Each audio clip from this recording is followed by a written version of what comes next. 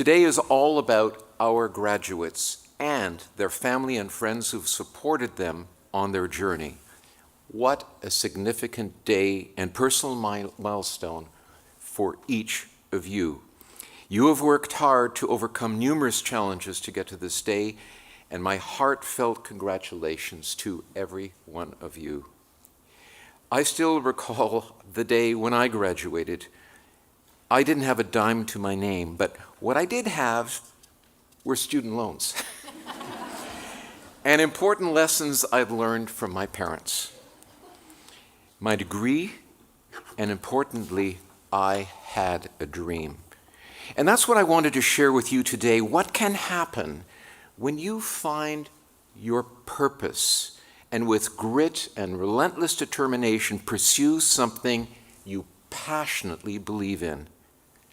Now, I believe dreams can come true.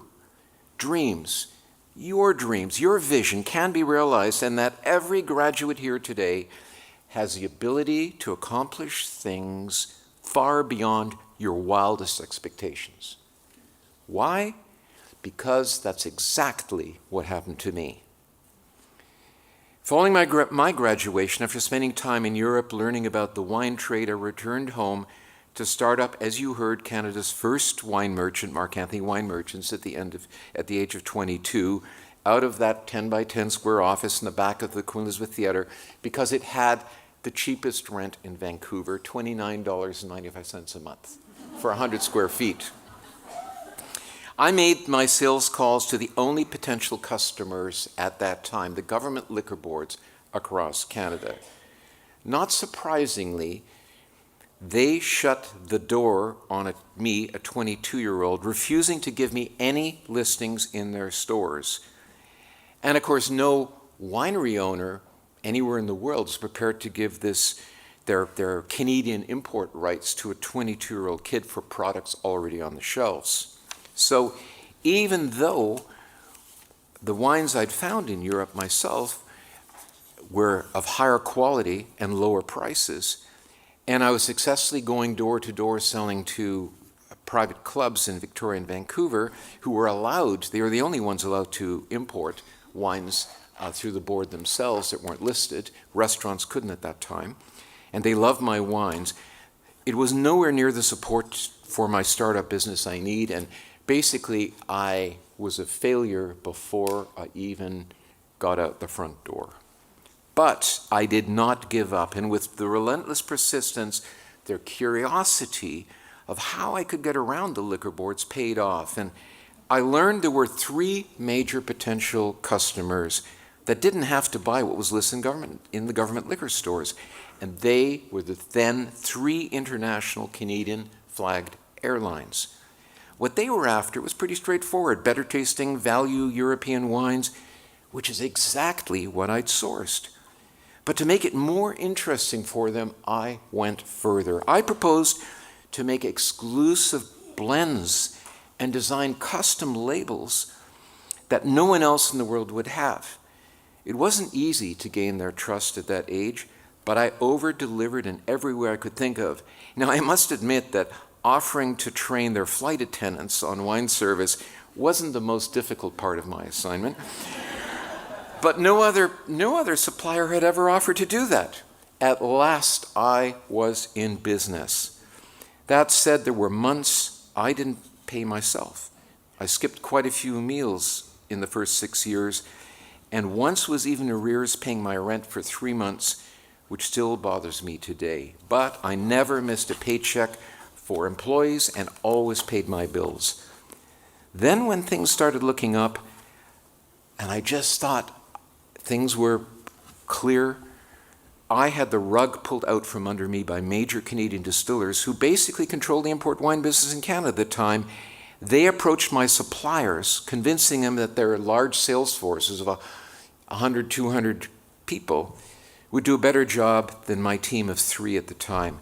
And without a cent of compensation, I lost several key suppliers I had painstakingly built from the ground up in Canada, and whose sales were growing exponentially. My very success had lost me the business. I did learn that lesson from that lesson, and throughout it all, never gave up. By the age of 31, we had built the most successful Canadian wine merchant, and were like a hot advertising agency. Amazing new suppliers were leaving big distillers and coming to us. To many on the outside, we'd really made it. But I had a much larger and much more audacious dream: to establish one of the world's 10 most recognized wineries, and to do this in an unknown region, the Okanagan Valley in Canada, a country not even thought of as a wine producer at that time. Now, there were more than just a few obstacles to overcome, starting with the fact that no one believed and shared my outrageous dream or was prepared to invest.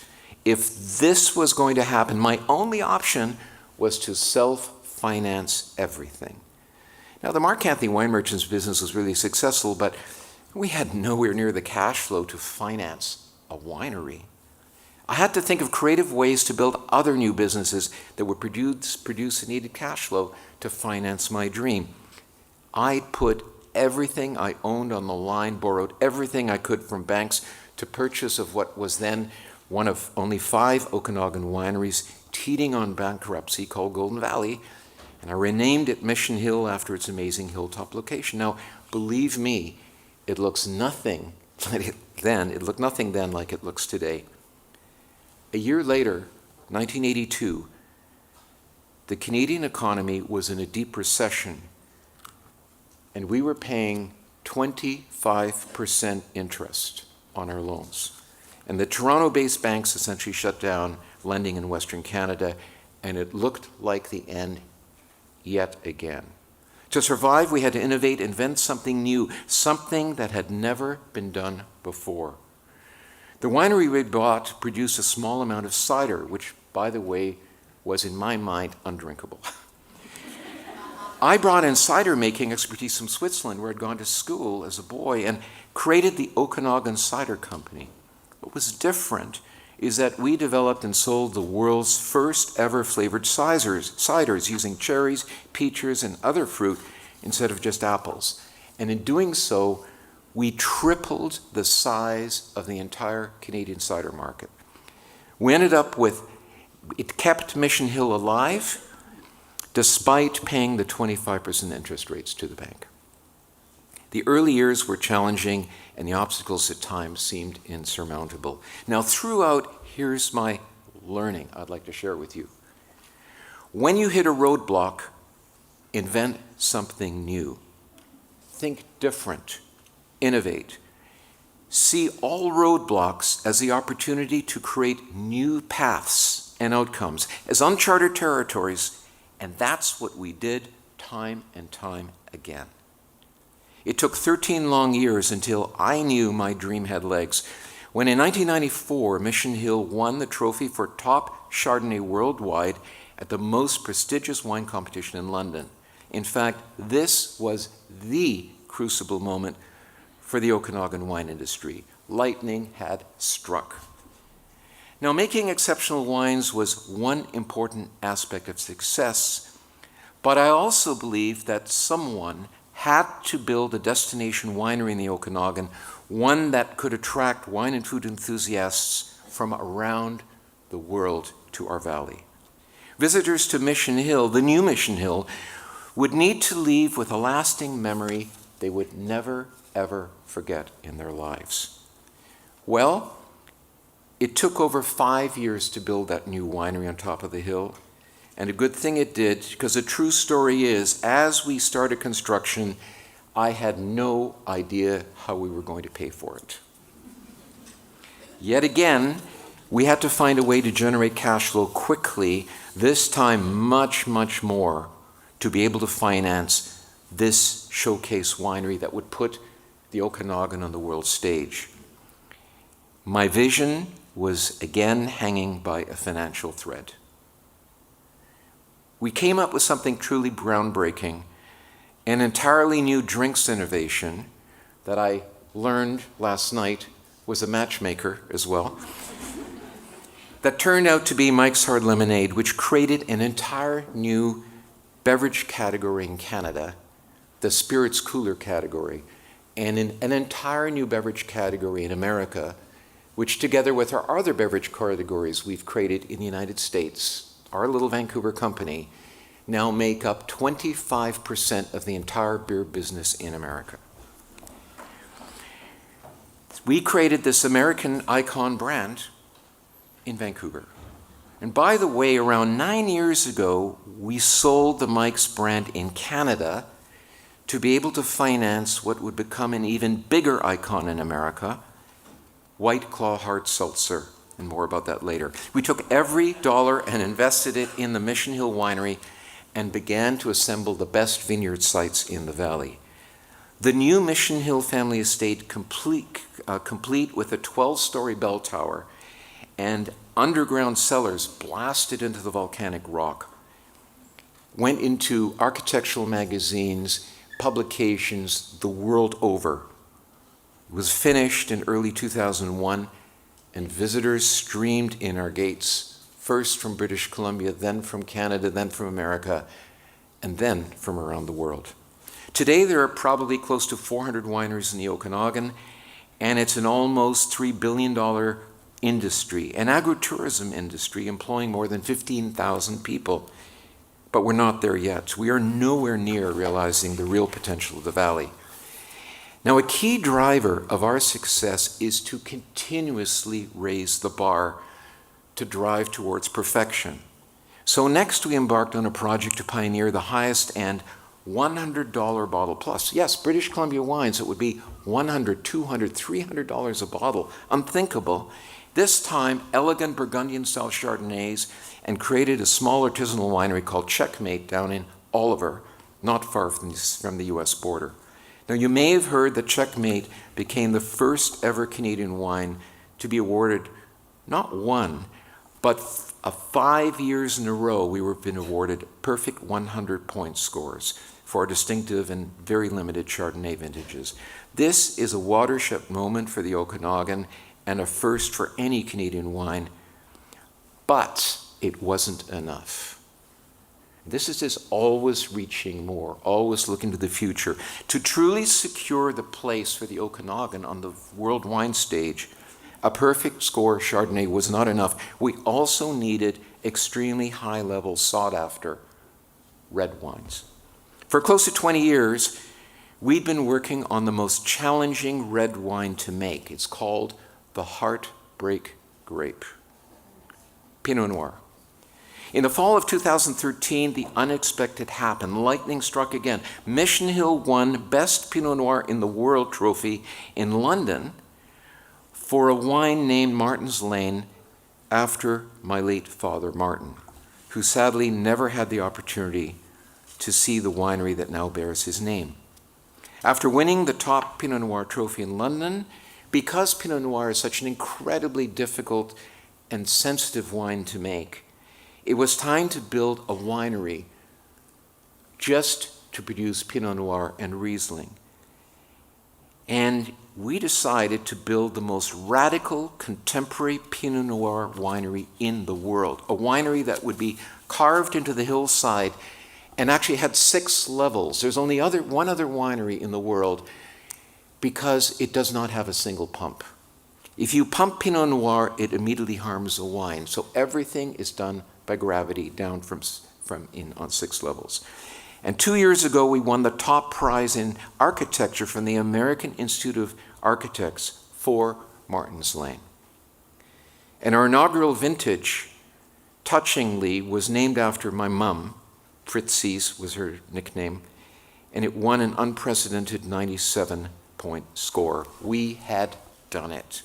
And this just in, breaking news, our Mission Hill Family Estate 2020 vintage, Bordeaux-style Oculus, has just received a perfect 100-point score, the first time a Canadian red wine has ever scored a perfect 100. It all sounds perfect, doesn't it? Now comes the lesson. Now comes the learning. After 43 years of perseverance working on my dream in the Okanagan, everything was coming together, and my dream had become reality. But that's not the end of the story. On the 12th of January this year, 2024, something unexpectedly catastrophic happened.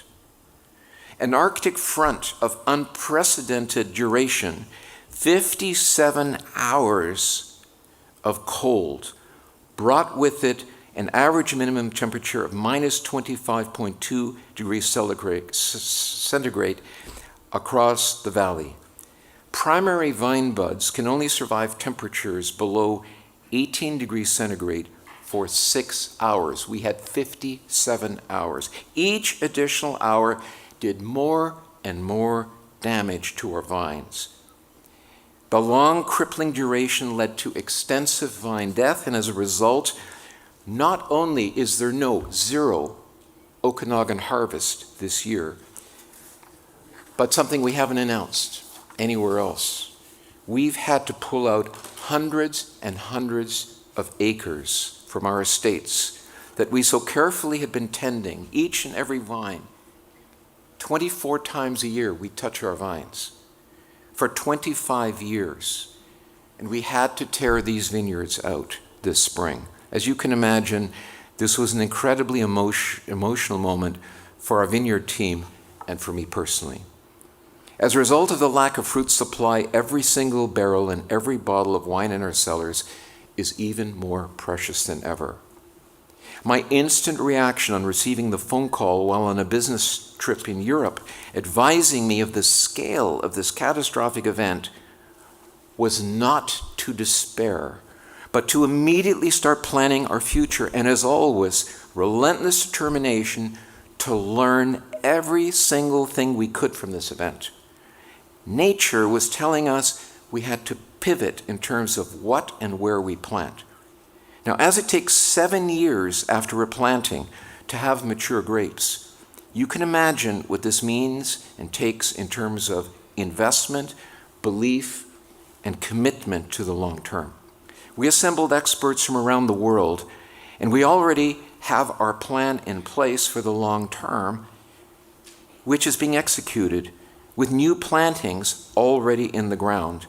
And each and every one of our vines, of our single vines in the vineyards that remained, have already been radically pruned in a completely different manner to ensure long-term vine health. It's a massive undertaking. Our team is now leading and indeed writing the next chapter for Okanagan Wines, the full scale, which I will personally never see. But my son, Anthony Sebastian, who's 16, who's here with us today, and future generations will. As I told our winery team 2 days ago, when it comes to our winemaking journey in the Okanagan, it has never been more true than it is today when I say, and you heard it before from the president, I say this a lot, we've only just begun. Now, I mentioned, and you heard, that I started out without a dime, but with a dream. And that again and again, I had to find ways to build new businesses that could provide the cash flow to realize my vision for the Okanagan. That led to Mike's Hard Lemonade, and 7 years ago, the creation and launch of what would be the biggest new alcoholic or non-alcoholic drink launched in the United States since the end of Prohibition. For decades here in Vancouver, we have created and further developed new flavor, sweetener, and beverage technology in our research labs. That all goes in, all go into our ready-to-drink beverages, nothing to do with the wine side. And we've developed patents and research and flavor technology no one else in the world has. We realized there was a major unmet need in America, a better-for-you beverage that only had 100 calories, had nothing artificial, was delicious and incredibly sessionable, lacked carbs and calories of beer. So we invented White Claw hard seltzer, and with it, an entirely new-to-world seltzer category. And by the way, of this massive seltzer category in America, where there are some 400 competing brands, we have a 65% market share. And during COVID, we invested $1.4 billion to build the 3 most advanced beverage facilities in the world. Robotic facilities that are driven by quality, driven through innovation. And by the way, just so everybody realizes it, we did it faster than Elon Musk's speed. I'm very proud of that. And did it at the time when the entire world was shut down. Think 2020, where you were. We were building these massive robotic plants, going through unbelievable hurdles.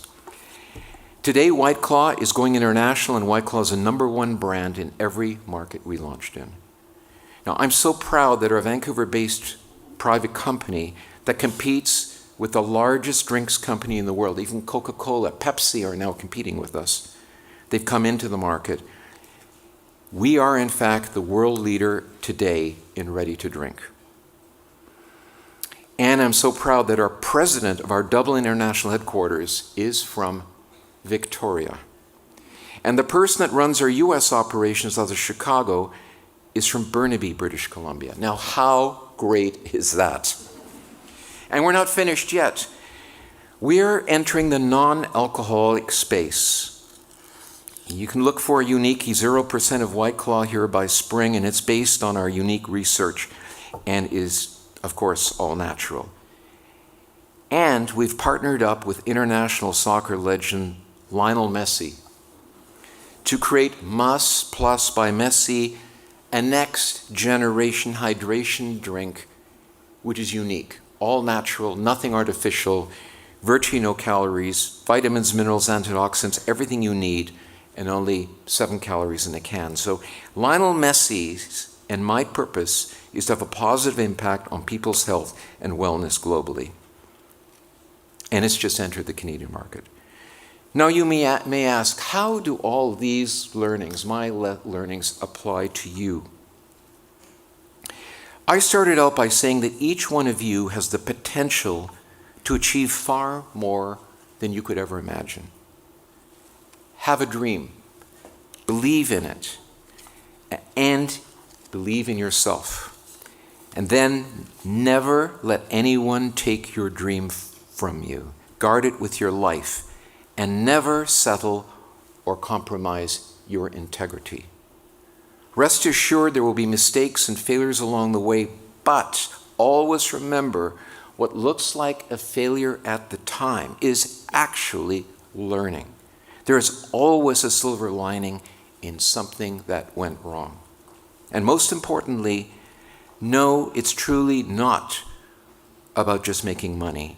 It's about having a purpose, making a difference. Leave a legacy, something that will outlast you.